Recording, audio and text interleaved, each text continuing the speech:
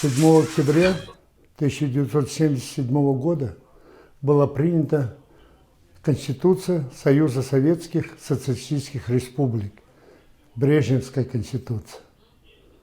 По этой Конституции мы жили 43 года, и мы чувствовали заботу государства. В Конституции гарантировались самые насущные желания советского народа. Бесплатное образование, бесплатная медицина, бесплатное жилье, высокие социальные гарантии. На север люди приезжали, осваивали этот север, благоустраивали его.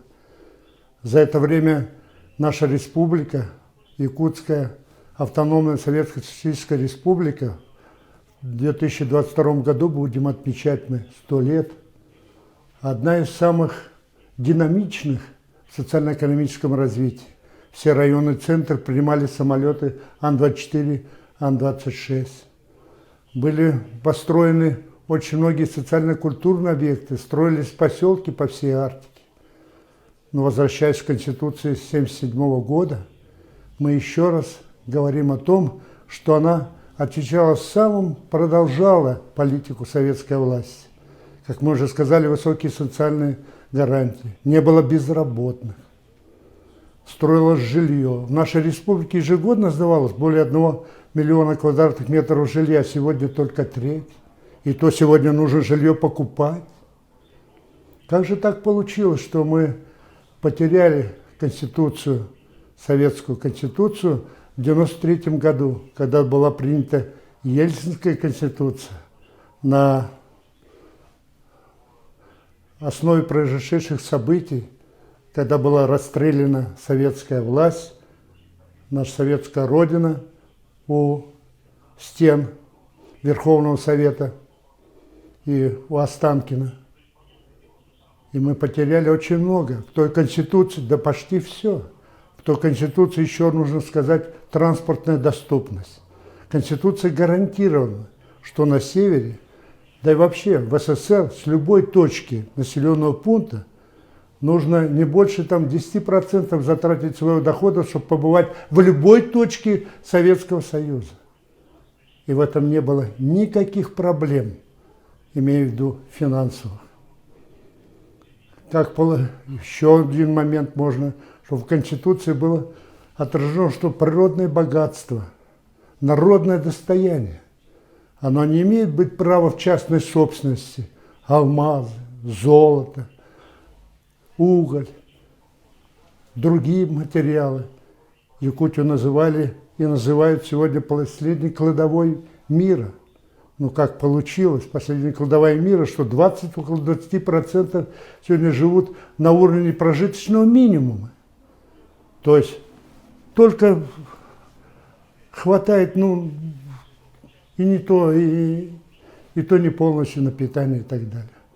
Поэтому не случайно, когда мы обсуждали с вами поправки в Конституцию, они были приняты, Компартия Российской Федерации настойчиво предлагала вернуть пенсионный возраст, который был гарантирован предыдущий. Это на севере 55 лет мужчина и 50 лет женщина. Сегодня этот возраст увеличен. Что мы в Конституции предлагали провести национализацию минерально-сырьевой базы, чтобы народ пользовался этими в полной мере доходами, получаемыми от природных ресурсов. Вернуть социальные гарантии. И дальше, к сожалению, придется опять бороться за эти завоевания. В этот день, в день годовщины Советской Конституции, мы еще раз сравниваем, конечно, сравниваем, что было, что есть, и, безусловно, возникает множество вопросов. Мы сегодня понимаем, что социалистический путь развития – это правильный путь. Мы понимаем, что народовластие и честные выборы – это правильно. И то не соблюдает их, пытается фальсифицировать цифры в свою угоду, должны строго быть наказаны по закону. Мы сегодня отмечаем, что в советское время не было такой коррупции. И не могло быть. Потому что в советской милиции силовые структуры, да и сам народ стоял на страже, значит, своей экономики, своего народного богатства. Я еще раз в этот день обращаюсь к нашему многонациональному народу нашей республики Саха-Якутия, крепить нам многонациональную дружбу.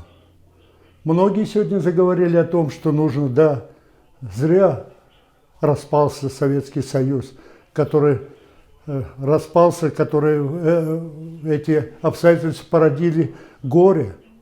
Очень многие, значит, проблемы.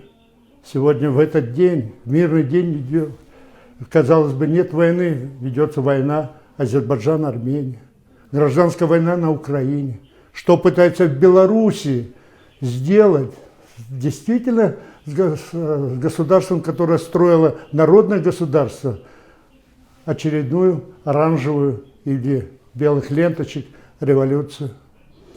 Поэтому мы еще раз говорим и обращаемся к власти, президенту Российской Федерации, гаранту Конституции, которая сегодня есть, но в то же время никогда нужно возвращаться к тому, что было построено и в советское время.